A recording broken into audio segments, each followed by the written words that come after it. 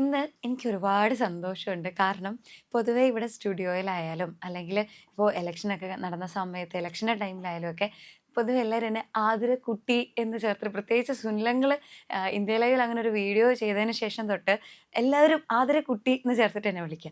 ഇന്നിപ്പോൾ ആദ്യമായിട്ട് ദാ എനിക്കൊരു കുട്ടിയെ ഇൻ്റർവ്യൂ ചെയ്യാനായിട്ടുള്ള ഒരു അവസരം കിട്ടി. കാരണം എനിക്കൊരു ആ ഒരു ടൈറ്റിൽ അല്ലേ സാറക്കുട്ടി അങ്ങനെ തന്നെ പറയാം. 16 വയസ്സല്ലേടാ? അത്രേ ഉള്ളൂ. നമ്മളോടൊപ്പം ഉള്ളത് സാറക്കുട്ടിയാണ്. പേര് പറയുമ്പോൾ സാറ സജ്ജാദ്. അതായത് ഒരു മുസ്ലിം നെയിം തന്നെയാണ്. അപ്പോൾ ആള് എന്താ മതപരമായിട്ട് മുസ്ലിം തന്നെയാണ്, ഇസ്ലാമിക് ആണല്ലേ. പക്ഷേ ആളുടെ ഒരു പ്രത്യേകത എന്ന് പറഞ്ഞാൽ ആളുടെ കാഴ്ചപ്പാട് തന്നെ ഡിഫറെൻ്റ് ആണ്. കാരണം ഈശ്വരന്മാരെല്ലാം ഒന്നാണെന്നുള്ള ഒരു സങ്കല്പമാണ് സാറക്കുട്ടിക്കുള്ളത്. അതായത് അത് ഏത് മതം അതിനകത്തൊരു പാർട്ടല്ല അല്ലേ, അങ്ങനെ ചിന്തിക്കുന്നില്ല. പക്ഷെ എനിക്കതിലൊന്നൊരു സംശയം. ഇപ്പൊ ഇങ്ങനെ പറയുന്ന ഞാനിപ്പോ സംസാരിച്ചു വന്ന വഴിക്ക് എനിക്ക് മനസ്സിലായ ഒരു കാര്യം, ദൈവത്തിൽ വിശ്വസിക്കുന്നുണ്ടോ? ഞാൻ ദൈവത്തിൽ വിശ്വസിക്കുന്നില്ല. ഇല്ല. അതെ. എന്നാ ഭയങ്കര ദേവത വിശ്വസിക്കുന്നു ഉണ്ട്. അതാണ് ഞാനൊരു സ്റ്റോറി ഇങ്ങനെ കേട്ടിരുന്നു. എനിക്കൊന്നും ഞാനത് പറയുന്നില്ല, നല്ലത് സാറുകുട്ടി പറയണതാണ്. അതായത് ചെറുവള്ളിക്കാവിലമ്മയായിട്ട് റിലേറ്റഡ് ആയിട്ടൊരു സ്റ്റോറി ഉണ്ടല്ലേ. സ്റ്റോറി എന്നല്ല, ശരിക്കും നടന്ന ഒരു കഥയാണ്. ഒരു ബന്ധമുണ്ട്. അതൊന്ന് പറഞ്ഞു കൊടുക്കൂ. അതായത് ഇപ്പൊ നമ്മൾ കേട്ടിട്ടില്ലേ, ഇപ്പൊ ഭഗവതിനെ വിളിച്ചാൽ ഭഗവതി ഇറങ്ങി വരും. അതെ അതെ. അപ്പൊ നമ്മൾ ഒരു കുട്ടി ഒരു അമ്മേനെ വിളിക്കുവാണ്, അത്രയും വാത്സല്യത്തോടു കൂടി ഒരു അമ്മ ഇറങ്ങി വരും. ഇപ്പൊ ഏത് അമ്മയാവണമെന്നില്ല, ഇപ്പം വേറൊരു കുട്ടിയുടെ അമ്മയാണെങ്കിൽ പോലും ഒന്ന് അമ്മയെന്ന് വിളിച്ചാൽ വരും. ശരി. ഇതേപോലെ തന്നെ എല്ലാ ഭഗവതിമാരും ഓരോ അമ്മമാരാണ്. ഓക്കെ. എല്ലാവരും അമ്മമാരാണ്. അപ്പൊ ഏതൊരു കുട്ടി വിളിച്ചാലും ഒരമ്മ ഇറങ്ങി വരുന്ന അതേ ലാഘവത്തോടുകൂടി. ഇപ്പൊ ഞങ്ങളൊരു യാത്ര പോയി തിരിച്ചു വരികയാണ്. അപ്പം ശ്രീചക്രം ഉണ്ട്. ശ്രീചക്രം എനിക്ക് ഇഷ്ടപ്പെട്ട ഒരു ടോപ്പിക്കാണ്. അതുകൊണ്ട് തന്നെ അതിനകത്തുള്ള അടിസ്ഥാന ദേവതകളും എല്ലാം എനിക്ക് ഇഷ്ടമുള്ള സബ്ജക്റ്റുകൾ. അപ്പം ഈ ശ്രീചക്രത്തിലെ അടിസ്ഥാന ദേവതകളിൽ ഒന്നാണ് ചെറുവള്ളി എന്ന് പറയുന്ന ദേവത. ഈ ചെറുവള്ളിയിൽ എനിക്ക് ഇഷ്ടപ്പെടാൻ കാരണം പേര് തന്നെയാണ്. ഭയങ്കര ഒരു വെറൈറ്റി ആയിട്ടുള്ള പേരാണ് ചെറുവള്ളി. ചെറിയ വള്ളി, അങ്ങനെ ഒരു വെറൈറ്റി പേരാണ്. അപ്പം ഇത് ശ്രദ്ധിക്കുന്നത്, ഇത് ഇങ്ങനെ വഴി കൂടെ പോകുന്ന വഴിക്ക് ഞാൻ പെട്ടെന്നൊരു ബോർഡ് കണ്ടു, ചെറുവള്ളി ഭഗവതി ക്ഷേത്രം. അപ്പൊ എനിക്ക് പെട്ടെന്ന് ക്ലിക്കായി. കാരണം ഈ ടോപ്പിക്ക് സംസാരിച്ചുകൊണ്ടാണ് വരുന്നത്. ഞങ്ങൾ പറഞ്ഞു അവിടെ കയറാം എന്ന് പറഞ്ഞു. കയറി കഴിഞ്ഞു. നല്ല ഒരു വൈബുള്ള സ്ഥലം, ഇപ്പത്തെ ഭാഷയിൽ പറയുകയാണെങ്കിൽ വൈബുള്ള സ്ഥലമാണ്. നമുക്ക് ഭയങ്കര ഫീൽ ചെയ്യുന്ന ഒരു സ്ഥലമാണ്. ഇപ്പം കാമാഖ്യയിൽ പോകുന്ന സമയത്ത് എല്ലാവരും വളരെയധികം തണുപ്പും എല്ലാവരും പോയിട്ടില്ല, പോകാൻ ആഗ്രഹമുണ്ട്. പക്ഷെ പോയിട്ടുള്ളവര് അനുഭവം കേട്ടിട്ടുണ്ട്. അപ്പം അതേ ഫീല് തന്നെ ഏകദേശം ഇവിടെയും എനിക്ക് ഫീൽ ചെയ്തു. ഒരാളെ ഫീൽ ചെയ്യാം നമുക്ക്. അപ്പം ഞങ്ങൾ ഭഗവതിനെ കണ്ടു, തിരിച്ചിറങ്ങി വന്നു. തിരിച്ചിറങ്ങി കഴിഞ്ഞപ്പോ എനിക്ക് മിസ് ചെയ്തു. ഇയാളെ എനിക്ക് മിസ് ചെയ്തു. ഒരു അമ്മയുടെ ആ വാത്സല്യത്തിനെ എനിക്ക് മിസ് ചെയ്തു. അപ്പൊ ഞാൻ എന്ത് ചെയ്തു, വിളിച്ചു, എന്റെ കൂടെ വരണ്ടോന്ന് ചോദിച്ചു. വന്നു. അതാണ് ശരിക്കും. അപ്പം ഇപ്പൊ ഇത് കേൾക്കുന്നവർക്ക് എന്നെ പോലെ തന്നെ ഒരു സംശയം ഉണ്ട്. അതായത് അമ്മ ഇറങ്ങി വന്നു എന്നൊക്കെ പറയുമ്പോൾ എന്താ ശരിക്കും ഒരു ചൈതന്യം വന്നു എന്നാണോ, അല്ലെങ്കിൽ ഒരു ഫീലിങ്സ് ആണോ? എപ്പോഴില്ലേ നമ്മൾ പറയുന്നതാണ് ഭഗവതി അല്ലെങ്കിൽ ദേവത. അതെ, അതായത് നമ്മൾ മനസ്സിൽ വിചാരിക്കുന്ന ഒരു രൂപമാണ്. നമ്മളുടെ ക്രിയേഷൻ ആണ് ദേവത. ദൈവം എന്ന് പറയുന്നത് ക്രിയേറ്റഡ് ആയിട്ടുള്ള ഒരു സാധനമാണ്. പക്ഷേ ദേവത എന്ന് പറയുന്നത് നമ്മുടെ ക്രിയേഷനാണ്. നമുക്കൊരു ദേവതയെ ഉണ്ടാക്കാൻ പറ്റും. ഇപ്പം ഗണപതി ഒരു ദേവതയാണ്. ഒരാളുടെ സങ്കല്പത്തിലൂടെ ഉണ്ടായി വന്ന ഒരു ദേവതയാണ് ഗണപതി. അതേപോലെ തന്നെ എല്ലാ ദേവതമാരും ഇങ്ങനെ തന്നെയാണ്. അപ്പൊ എനിക്കൊരു ദേവത ഉണ്ടാക്കാൻ പറ്റും, ചേച്ചിക്ക് ഒരു ദേവതയെ സൃഷ്ടിക്കാൻ പറ്റും. അതാണ് ദൈവവും ദേവതയും തമ്മിലുള്ള വ്യത്യാസം. എന്താണെന്ന് പറഞ്ഞു? അതായത് എന്താണ് അവിടെ ശരിക്കും ഫീൽ ചെയ്തത്? അപ്പൊ ഒരു ഫീലിംഗ് ആണത്. ഇപ്പൊ നമ്മൾ ഒരാളെ മിസ് ചെയ്തു. ഇപ്പൊ ചേച്ചീനെ എനിക്ക് ഭയങ്കര മിസ് ചെയ്തു. അപ്പൊ എന്ത് ചെയ്യും, ഞാൻ ചേച്ചീനെ കാണാൻ വരും. ചേച്ചിനെ കാണുമ്പോ ആ മിസ്സിങ് അങ്ങ് മാറും. ശരിയാ. ഇതേ ഫീലിംഗ് തന്നെയാണ്. ഇപ്പൊ നമ്മൾ ഒരാളെ മിസ് ചെയ്യുമ്പോ ആ ഭഗവതിനെ എനിക്ക് മിസ് ചെയ്തു. ഭഗവതി വന്നപ്പോ എനിക്ക് ആ മിസ്സിങ് മാറി. ആ മിസ്സിങ് മാറിയ സമയത്ത് എനിക്ക് മനസ്സിലായി എന്ത് കൂടെ വന്നു. എന്നിട്ട് അങ്ങനെ കൂടെ വന്നു. ശേഷം ഞാൻ എന്റെ വീട്ടില് കൂവളമുണ്ട്. കൂവളവും ഇലങ്ങിയും ഉണ്ട്. അത് പണ്ട് തൊട്ടേ ഉണ്ട്.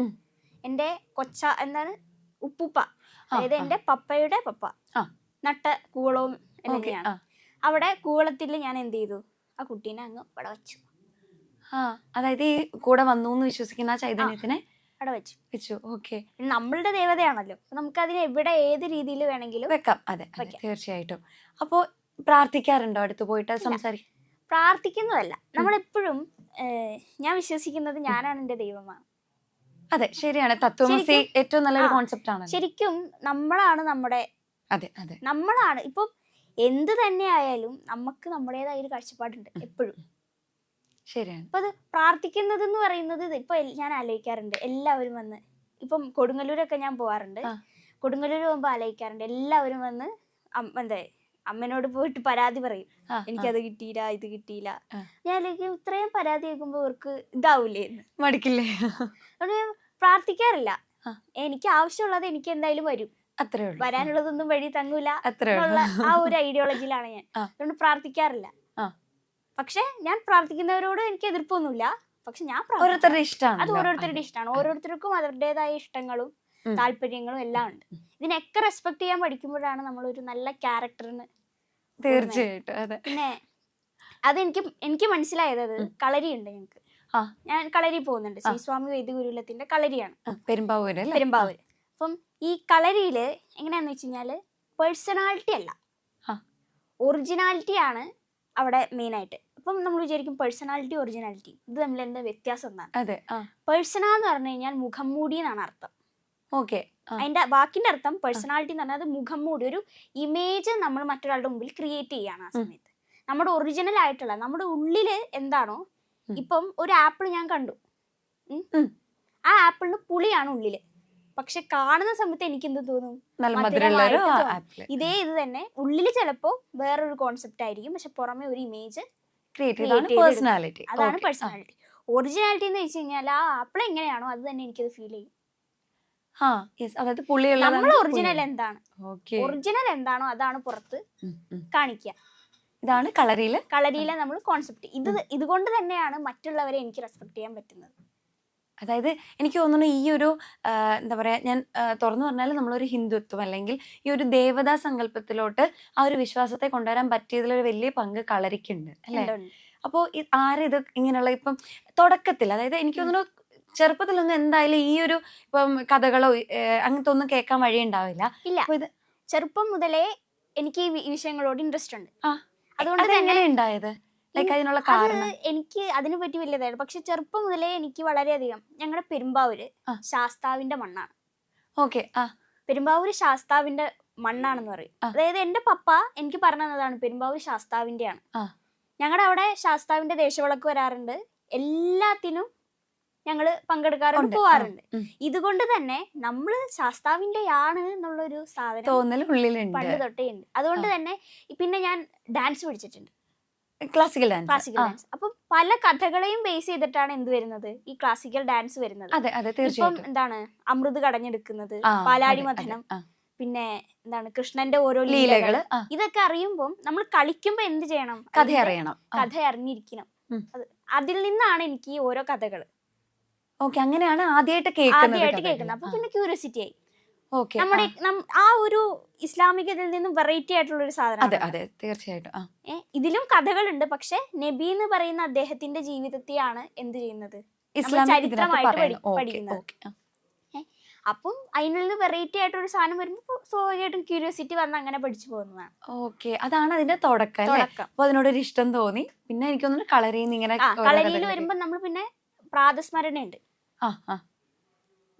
ഓരോ തവണയും ഓരോ ആൾക്കാരെ ഡിസ്കഷൻ പോലെ എല്ലാ വിഷയം, ഭാരതത്തില് പണ്ട് നടന്നിരുന്ന ഇപ്പോൾ നടക്കുന്ന എല്ലാ വിഷയത്തിനെയും പറ്റിയിട്ടും നമ്മൾ ചർച്ച ചെയ്യും, സംസാരിക്കും. അപ്പൊ അങ്ങനെയും കുറെ കഥകൾ കേൾക്കും. പിന്നെ അവിടെ മുതിർന്നവരുണ്ട്, ഇവര് വന്ന് കഥകൾ പറയും. അപ്പം ഇവരൊരിക്കലും നിർബന്ധിച്ചല്ല നമ്മൾ ഇരുത്താ, നമുക്ക് വേണമെങ്കിൽ ഇരുന്നാൽ മതി, അത്രേ ഉള്ളൂ. നമ്മുടെ ഇൻട്രസ്റ്റ് ആണ്.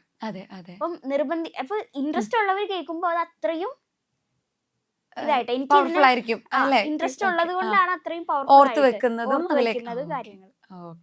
അപ്പോ ഞാനിങ്ങനെ അറിഞ്ഞിട്ടുണ്ടായിരുന്നു, അതായത് പാട്ട് പഠിച്ചിട്ടുണ്ട് അല്ലേ? പാട്ട് ഏതാണ്ട് 3.5 വയസ്സ് തൊട്ട് പാട്ട് പഠിച്ചിട്ടുണ്ട്. അപ്പോൾ കീർത്തനങ്ങളൊക്കെ, അതായത് ഈ ദേവി കീർത്തനങ്ങൾ, അതുപോലെ ഗണപതിയുടെ ഗണപതിയെ പറ്റിയൊക്കെ കീർത്തനങ്ങൾ എഴുതുക.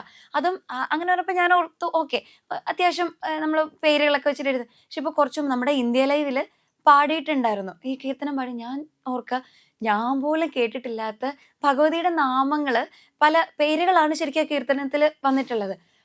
ഞാൻ പോലും കേട്ടിട്ടില്ലാത്ത ഇതൊക്കെ എവിടെ നിന്ന് എങ്ങനെ ഇങ്ങനെ കിട്ടണേ? അത് ഏറ്റവും അതിന്റെ മെയിനായിട്ട് ഞാൻ പറയുന്നത് കളരിയാണ്. ഓഹോ. അപ്പം നമ്മൾ ക്രിക്കറ്റിൽ പറയില്ലേ ഫോം ആവാണ്.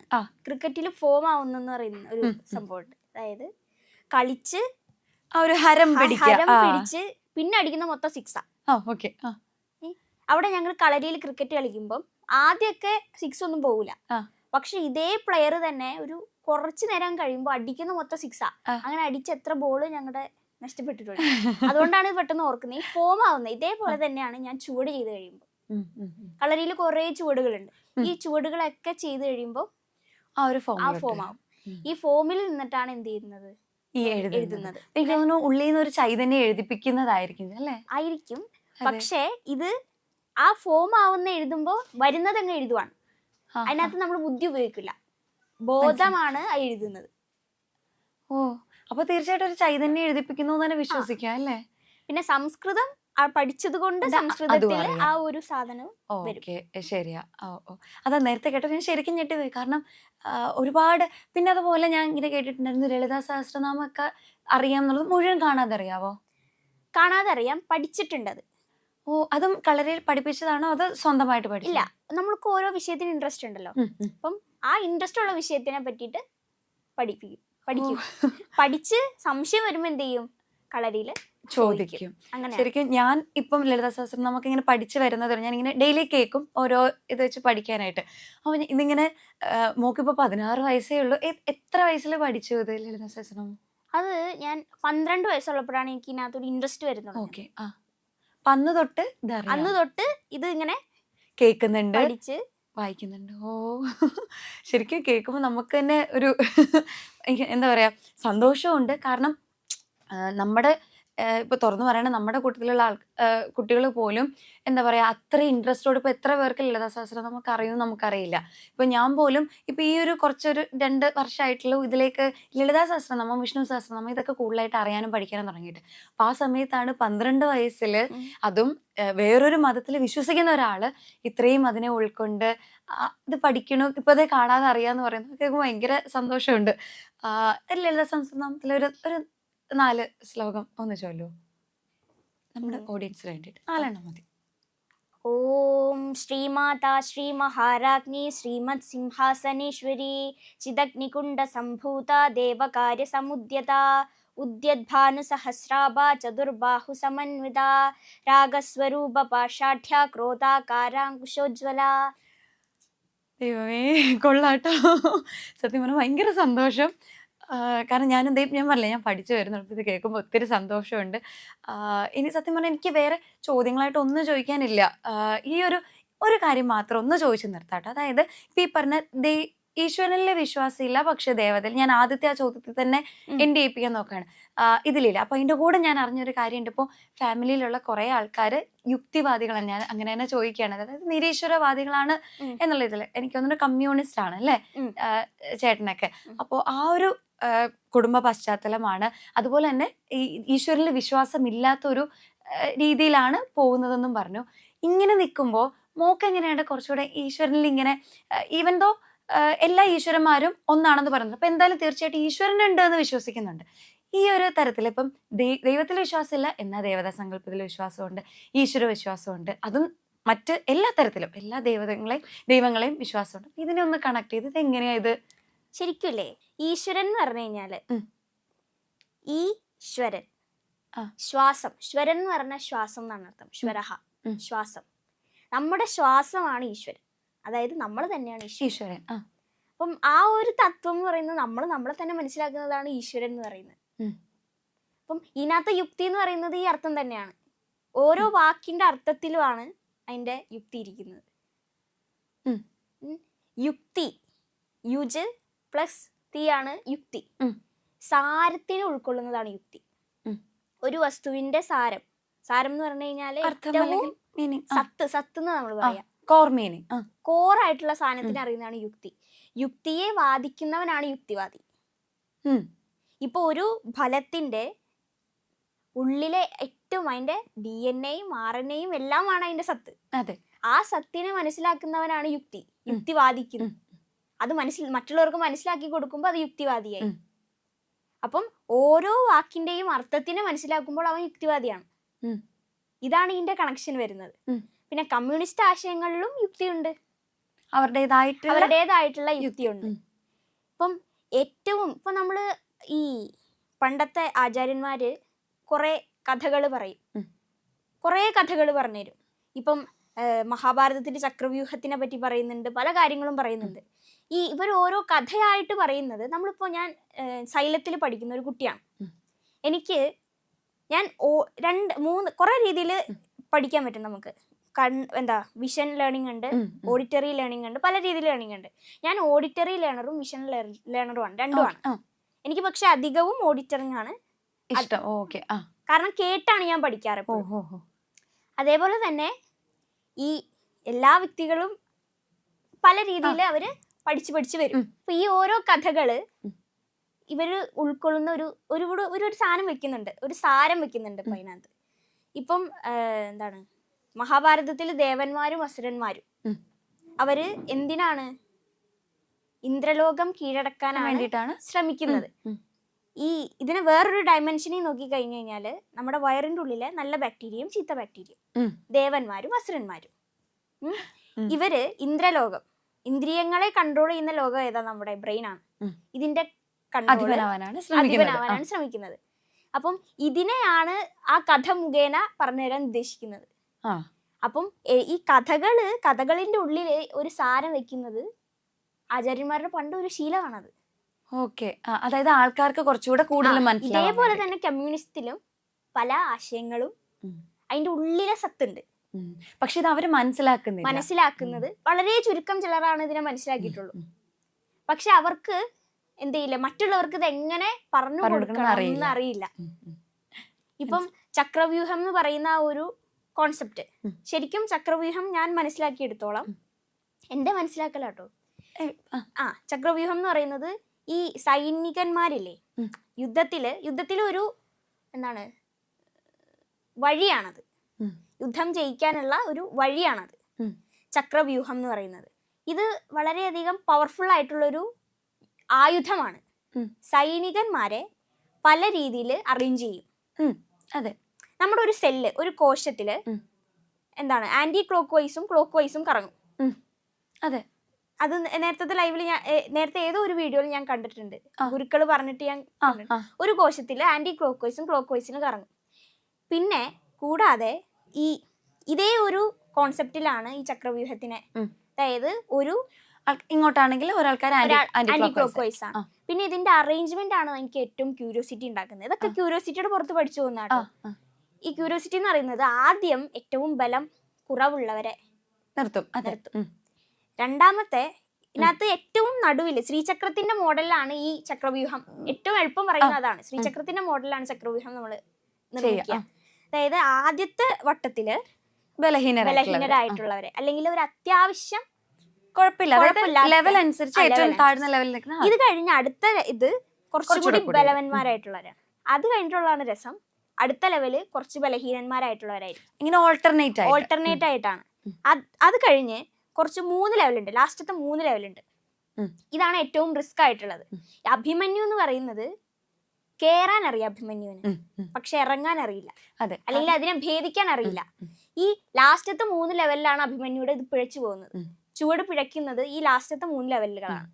അതായത് ആദ്യത്തെ ലെവൽ എന്ന് പറയുന്നത് ശ്വാസത്തിന്റെ കൺട്രോളിലാണ്, രണ്ടാമത്തെ ലെവല് ഫിസിക്കൽ സ്ട്രെങ്തിലാണ്, മൂന്നാമത്തെ ലെവല് ശരീരബോധം വിടണം. അതായത് ഇപ്പം നമ്മൾ പാട്ട് പാടുന്ന സമയത്ത് ആദ്യം നമ്മൾ ബേസിക് പഠിക്കും, രണ്ടാമത്തെ നമ്മൾ എന്ത് ചെയ്യും, ഇങ്ങനെ കീർത്തനങ്ങൾ ഇങ്ങനെ അച്ചച്ച് പോലെ പഠിക്കും, അതായത് സ്വരസ്ഥാനങ്ങൾ മാറ്റി പഠിക്കും. ലാസ്റ്റ് നമ്മൾ കച്ചേരി ചെയ്യാണ്, അതും ആനന്ദത്തിലാണ് ചെയ്യുന്നത്. നമ്മളെ തന്നെ മറന്നു പോയിട്ടാണ് പാടുന്നത്. അതുകൊണ്ടാണ് നമുക്ക് ക്ഷീണം അനുഭവപ്പെടാത്തത്. ഈ മൂന്നാമത്തെ ലെവല് അഭിമന്യുവിന് പരിചയമില്ല. കാരണം അഭിമന്യുവിന് ആനന്ദത്തിന്റെ ആ ശരീരബോധം വിടാൻ അറിയില്ല. ഫിസിക്കൽ സ്ട്രെങ്ത്തിലാണ് അഭിമന്യു എപ്പോഴും പിടിച്ചു നിൽക്കുന്നത്. അതുകൊണ്ട് തന്നെ ഈ ലാസ്റ്റത്തെ ലെവലിലാണ് അഭിമന്യു ഔട്ടായി പോകുന്നത്. ഇത് ലാസ്റ്റത്തെ ലെവല് ഭേദിച്ചു കഴിഞ്ഞാൽ ആ ചക്രവ്യൂഹത്തിന്റെ മൊത്തം കൺട്രോൾ ആരുടെ കയ്യിലാ? അഭിമന്യുടെ കയ്യിലാണ്. പിന്നെ ആ ചക്രവ്യൂഹം, ആ സൈനികന്മാരെല്ലാവരും ആരുടെ ഇതിനകത്താണ്? അഭിമന്യുടെ കയ്യിലാണ്. അപ്പൊ ഇത് അറിയാവുന്ന 2 പേരാണുള്ളത്. ഒന്ന് ശ്രീകൃഷ്ണനും 2 അർജുനനുമാണ്. അർജുനൻ ഇതല്ലത്തത് കാരണം അർജുനന് ഇതാണ്, ഇതത്ര ഇത് വിടുക എന്ന് പറയുന്നത് അത്ര ഈസി എളുപ്പമല്ല. ശരീരബോധം വിടാന്ന് പറയുന്നത് വലിയ ആചാര്യന്മാര് തന്നെ വളരെ ഇതായിട്ടാണ് വിടുന്നത്. കാരണം പിന്നെ ഇതിനകത്തേക്ക് തിരിച്ചു കയറാൻ പറ്റുമെന്ന് ഉറപ്പില്ല. കൂടാതെ ഈ നമ്മൾ കയറി വരുന്നതനുസരിച്ച് ഇതിങ്ങനെ പിന്നെയും ഫോം ചെയ്തുകൊണ്ടിരിക്കും. അപ്പം ലാസ്റ്റ് ആയപ്പോഴത്തേക്കും അഭിമന്യുടെ ശരീരബോധം വിടാനുള്ള ഈ സാധനം അഭിമന്യു മറന്നുപോയി. ഈ ശ്വാസം വെച്ച് കൺട്രോൾ ചെയ്യുന്ന പറഞ്ഞു കഴിഞ്ഞാൽ ഓരോ ചുവടിലും ഓരോ ശ്വാസമാണ് ഉപയോഗിക്കുക. ഇപ്പം ഓരോ മന്ത്രങ്ങളുണ്ട്, ഓരോ ചുവടുകളിലും ഓരോ മന്ത്രങ്ങളുണ്ട്, ഓരോ ശബ്ദങ്ങളുണ്ട്. ഇതൊക്കെ ഉപയോഗിച്ചിട്ടാണ് ഒരാള് കയറി വരുന്നത്. രണ്ടാമത്തത് ഫിസിക്കൽ സ്ട്രെങ്ത്തിലാണ് വരുന്നത്. ഇപ്പം രഥമുണ്ടാവും, ആനയുണ്ടാവും, എല്ലാം ഉണ്ടാവും. മൂന്നാമത്തെ ലെവല് ശരീരബോധത്തിന് വിടണം. ഇതിന്റെ ഒരു പ്രത്യേകത, നമ്മളിപ്പോ അഡ്രിനാലിൻ റഷ് ആയിട്ട് നമ്മൾ ഫൈറ്റ് ചെയ്യും, ശേഷം ഈ ശ്വാസത്തിനെ നോർമലാക്കാൻ പാടാം. അതെ, ശരിയാ. ഈ ശ്വാസത്തിനെ നോർമലാക്കിയാലാണ് ശരീരബോധത്തിന് വിടാൻ പറ്റുള്ളൂ. ഇതുകൊണ്ടാണ് ഈ 3 ലെവലുകളും ഇതായിട്ട് വരുന്നത്. ഇതൊക്കെ ക്യൂരിയോസിറ്റിയുടെ പുറത്ത് പഠിച്ച് പോകുന്നതാണ്. ഇതുകൊണ്ട് തന്നെയാണ് നമ്മൾ എല്ലാ വിഷയത്തിലും ക്യൂരിയോസിറ്റി ഉണ്ടാവും. ഇതേപോലെ തന്നെ ക്യൂരിയോസിറ്റി ഉള്ള വിഷയമാണ് എനിക്ക് കമ്മ്യൂണിസവും. എല്ലാ വിഷയവും എനിക്ക് ക്യൂരിയോസിറ്റി ഉണ്ട്.